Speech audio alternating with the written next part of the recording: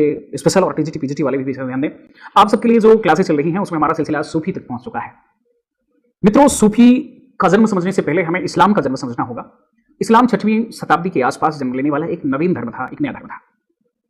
मित्रों, इस धर्म में 8वीं शताब्दी, 7वीं और 8वीं शताब्दी यानी 150-200 वर्ष बाद आते आते इनके भी मतों में तमाम विभिन्नताएं देखने को मिलने लगी और उन विभिन्नताओं को ध्यान में रखते हुए हमें दो मत सामने आ गए, यानी इस्लाम के हमें दो रूप दिखाई पड़ते हैं। हम अफगानिस्तान या ईरान के आसपास अगर देखें तो इस्लाम के दो रूप मिलते हैं। एक रूप को सरा कहा जाता है तो दूसरे रूप को बेसरा कहा जाता है। जो विचारिक विभिन्नता पहले उत्पन्न हुई थी उसको समझते हैं, सरा बेसरा अपने आप समझ जाएंगे।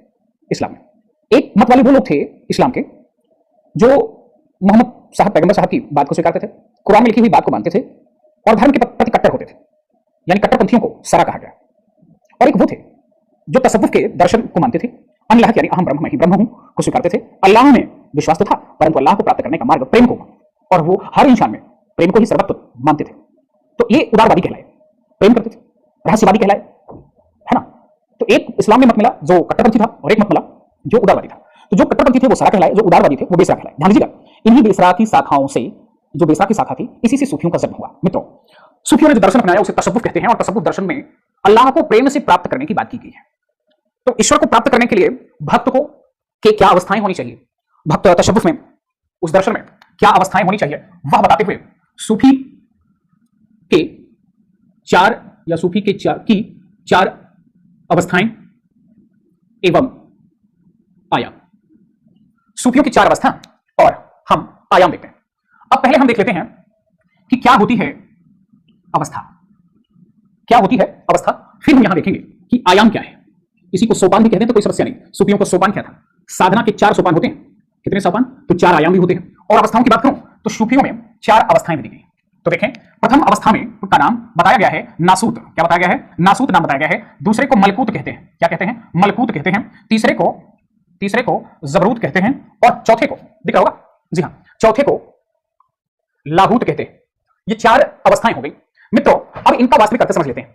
यानी किसी भी भक्त की, यानी सूफी की, किसी भी सूफी की, किसी भी फकीर की 4 अवस्थाएं होती हैं। वह फकीर जो होता है, सूफी फकीर जो होता है, अल्लाह का जो बंदा होता है, जो प्रेम सिखलाता है, उसकी 4 अवस्थाएं होती हैं। सबसे पहले कर्मकांडी अवस्था होती है। कौन सी अवस्था होती है, कर्मकांडी अवस्था। यानी यहां पर किसी सूफी को सबसे पहले भक्ति करने की पद्धति, प्रेम करने की पद्धति और अल्लाह को कैसे कैसे किन किन कार्यों से प्राप्त किया जा सकता है, इन सारी चीजों का ज्ञान कराया जाता है। ध्यान दीजिएगा, मलकूत का मतलब क्या होता है, यहां पर आकर उपासना का ज्ञान दिया जाता है। किसी भक्त को, किसी सूफी को, किसी फकीर को यहां उपासना के विविध आयाम को समझाया जाता है।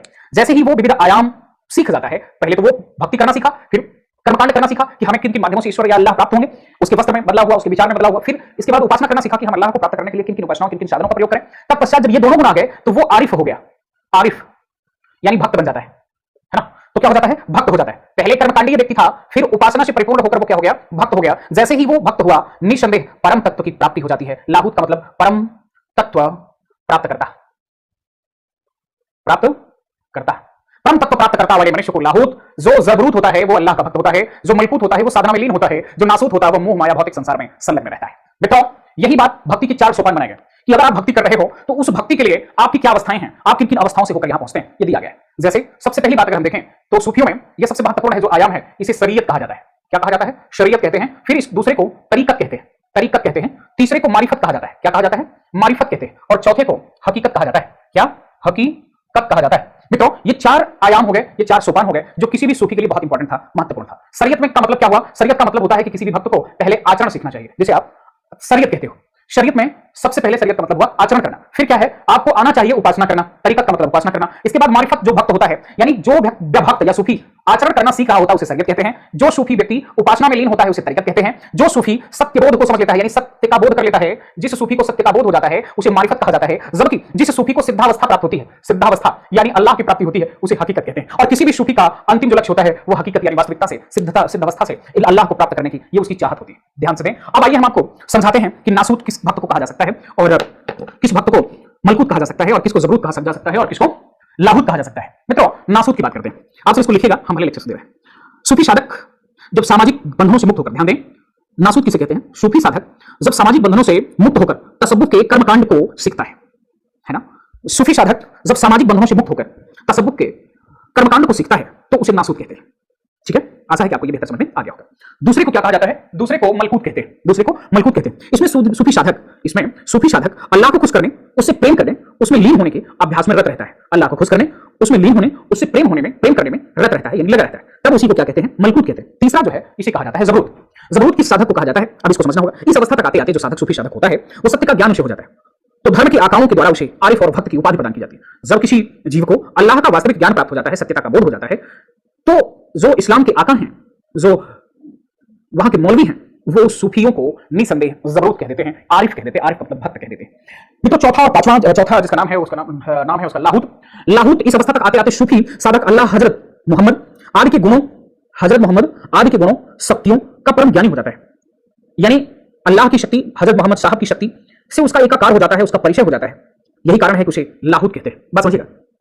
हम ये तो समझ गए कि लाहूत क्या था, ज़बरूत क्या था, मलकूत क्या था और नासूत क्या था। शरीयत, तरीकत, मारिफत और हकीकत भी जान गए। यानी हमने समझ लिया कि सूफी की चार अवस्थाएं क्या थी और सूफियों के चारों सोपान क्या थे। बात समझिएगा। अब आइए हम देखते हैं इन्हीं सिद्धांतों के आधार पर, ये सूफी जो थे, इन्हीं सिद्धांतों के आधार पर संपूर्ण विश्व में इन्होंने अपने विस्तार को बढ़ाया। यानी इस्लाम को बढ़ाने के लिए पहले तो सिर्फ मोहम्मद हजरत, उनके चारों मित्र और तत्कालीन समय के धर्मावलंबी केवल इस्लाम को बढ़ाना चाहते थे, लेकिन अब इस्लाम के दोनों रूप इस्लाम को बढ़ाना चाहते हैं। एक में अल्लाह को प्रेम से पाने की बात है, तो दूसरे में अल्लाह को कठोरता से प्राप्त करने की बात है। मित्रों, इस्लाम को ही बढ़ाया जा रहा था, परंतु तरीके अलग थे। पूरे विश्व में जिस इस्लाम को सबसे ज्यादा महत्व दिया वह इस्लाम सूफी था, वह इस्लाम सूफी था। सूफी जहां गए मस्त रहे, उसी देश के होकर, उसी देश की संस्कृति और सभ्यता से मिलकर उन्होंने अपने न केवल साहित्यिक संपदा को बेहद बनाया, बल्कि अपनी संस्कृति और सभ्यता से दूसरे देशों को भी प्रभावित किया और खुद भी प्रभावित हुए। सूफियों ने भारत में कैसे कदम रखा?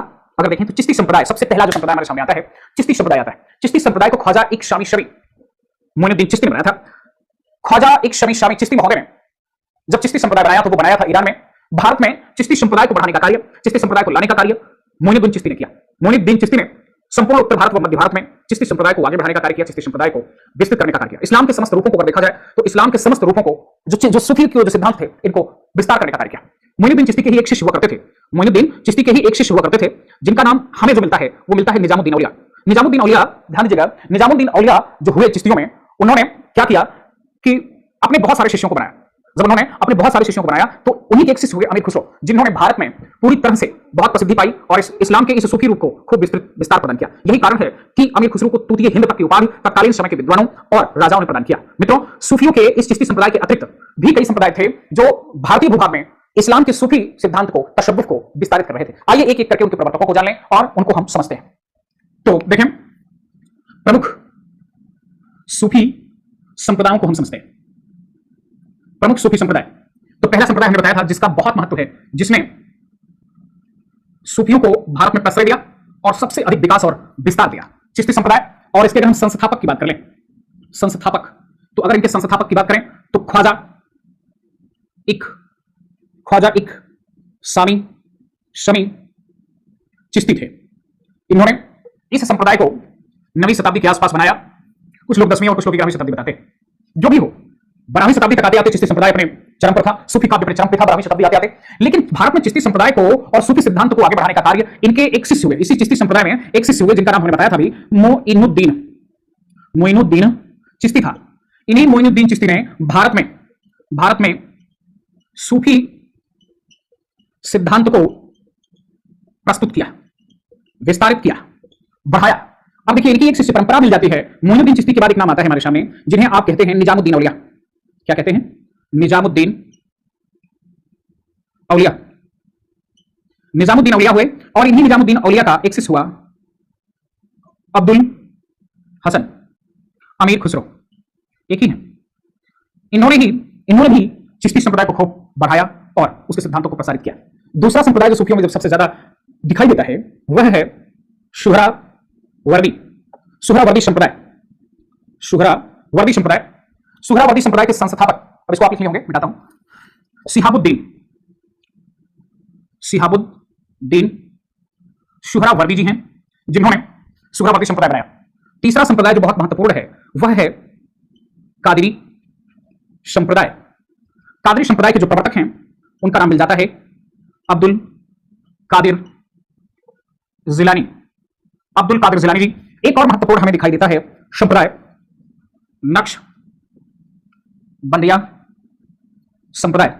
नक्शबंदिया संप्रदाय। इसको बनाया था ख्वाजा बहाउद्दीन नक्शबंदी बंद। मित्रों, ये तो महत्वपूर्ण बातें हुई संप्रदायों को लेकर के। इन्हीं संप्रदायों ने निसंदेह सूफियों के सिद्धांतों को, उनके शिक्षा को बढ़ाने का कार्य किया। तसव्वुफ सूफी किसे कहते हैं? वैसे सूफी दर्शन को ही तसव्वुफ कहा जाता है। मैंने बताया आपको, तसव्वुफ दर्शन को मानने वाले को सूफी कहा गया। यह दर्शन इस्लाम के रहस्यवादी पंथ का है और इन सूफियों का लक्ष्य अपने पंथ की प्रगति एवं सूफीवाद की सेवा करना था। तो सूफियों के 7 विविध सोपान बताए गए, यानी सूफी के 5 सूफी के 7 कर्म बताए गए हैं। सूफी के 7 जो सूफी होगा उसमें 7 लक्षण बताए गए हैं, उसमें 7 गुण बताए गए, यानी किसी सूफी में कम से कम 7 गुण होने आवश्यक है। पहला, अनुताप हो किसी भी सूफी में। दूसरा, आत्मसंयम होना बहुत जरूरी है। तीसरा, वैराग्य की आवश्यकता होती है, व्यक्ति में वैराग्य हो, लालच ना हो। चौथा, दरिद्रता दूर हो, कहीं पर भी जल्दी से फिसल ना जाए। पांचवां, अत्यंत धैर्यवान हो, यानी धैर्य हो उसमें।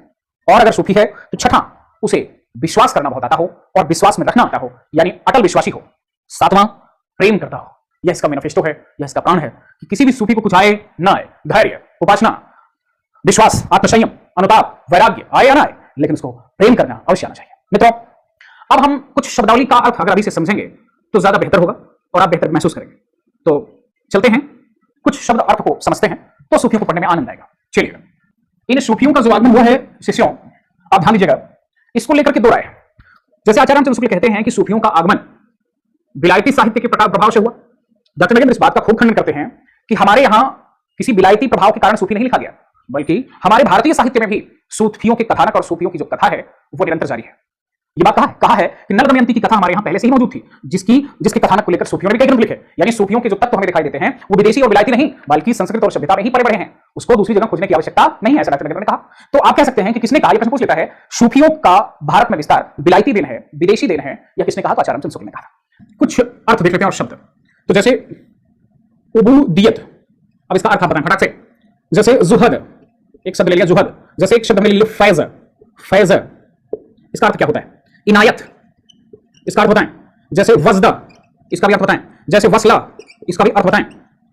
ध्यान दें। अब देखें, जैसे फना का अर्थ क्या है? जैसे मुर्शिद का अर्थ क्या होता है? मुर्शिद। जैसे मसनवी तो एक शैली थी। जैसे इश्क हकीकी और इश्क मिजाजी, ये जानना जरूरी है। इन शब्दों का नाम आपको जानना चाहिए। एक गाना था ना, फना में तुझ पे फना, यानी मतलब मरा में मरा तुझ पे मरा। फना का अर्थ मरा होता है, मृत्यु होती है। तो वो कहा ही है कि फना में फना, अगर वही कहता मरा में मरा मैं तुझ पे मरा तो कोई सुनता क्या? कभी नहीं। लेकिन नहीं पता फना में फना तो अरे पता नहीं क्या क्या किया। अब देखें, उबूदियत का मतलब होता है सेवा। क्या होता है? सेवा होता है इसका अर्थ। जुहद का मतलब होता है पवित्रता। और अब देखें, फैज का मतलब क्या होता है? दयालुता। अक्सर आप किसी बच्चे का नाम सुनते होंगे फैज, मुझे नहीं लगता कि वो उसके अर्थ को समझता है और उसमें ऐसी कुछ गुण दिखते हैं। बहुत सारे बच्चों को दिखते भी हैं, लेकिन प्राय हमें देखने नहीं मिलता। अब मेरा नाम से शंकर रख दो, कोई लक्षण मिलेगा आपको? पता नहीं मिलेगा। तो अगर नाम के अनुरूप मनुष्य कार्य करे, निसंदेह बहुत गुणवान होगा। जैसे पहले नाम रख दिया जाता नारायण, तो नारायण जैसा काम होना चाहिए। और यही कारण है कि हिंदुओं में किसी व्यक्ति के नाम के आगे राम लिखने का प्रावधान था कि मर्यादा पुरुषोत्तम के कुछ गुण आने चाहिए, लेकिन किसी में नहीं दिखा। जिसका नाम आप राम आगे लगा दो, देखो सर्वनाश करने के लिए तैयार है। बल्कि आप बोले नाम, बल्कि ठीक है, राजेश, सुरेश। अब इनमें भी देखो छिपा है भगवान का नाम, सुरेश। अब बताइए, स्वरूप हो जाए ईश हो इंद्र, बाप रे, राजेश, राजाओं का भी ईश, मतलब अजीब बात है। खैर, क्या बताएं। इनायत का अर्थ क्या होता है? कृपालुता। वज्द का मतलब क्या होता है? वज्द, जी हां, परमानंद। और इसके वसल का मतलब क्या होता है? एकाकार। हे प्रभु, आप मुझे वसल कर ले, मतलब एकाकार कर ले। फना मैंने बताया था, फना माने क्या है? मृत्यु। अब देखें, मुर्शिद माने क्या? गुरु या पीर कह लो। और मसनवी एक शैली है जिसमें क्या लिखा जाता है बताता हूं। इसका हकीकी का मतलब होता है अलौकिक प्रेम, जो इस संसार के लिए नहीं होता। अलौकिक प्रेम, ईश्वर के प्रेम को ही अलौकिक प्रेम कहा जाता है। और इसके मिजाजी को भौतिक प्रेम कहा जाता है। भौतिक प्रेम या सांसारिक प्रेम या लौकिक प्रेम, जो भी कह लीजिए। मसनवी शैली किसे कहते हैं? अंत में चलते हैं, वीडियो के आखिरी पड़ाव पे है। मित्रों, मसनवी शैली को कहा जाता है जिसमें किसी भी कवि द्वारा अल्लाह, हजरत मोहम्मद, उनके चारों मित्रों, शाह ए वक्त यानी जो वर्तमान में शहंशाह हो, समकालीन जो राजा हो, सुल्तान हो, और शाह ए वक्त, साथ में समकालीन पीर यानी गुरु, जो आपके समकालीन गुरु, इन सब के साथ अपने काव्य का परिचय दिया हो, इस शैली में लिखा गया काव्य मसनवी शैली में लिखा बताया जाता है। अब इसके बाद हम आपको क्या लेकर आएंगे निसंदेह, इसके बाद इस वीडियो के तुरंत बाद जो आपकी क्लास होगी उसमें ये होगा कि सूफी की उत्पत्ति या सूफी का अर्थ या सूफी नाम पड़ा कैसे, इसकी बात करने के साथ साथ हिंदी का प्रथम सूफी काव्य कौन सा है, इन सारी वीडियो के साथ निश्चित तौर पर आपकी अगली वीडियो में उपस्थित होता। तब तक के लिए आप सबका दिन शुभ हो। जय हिंद।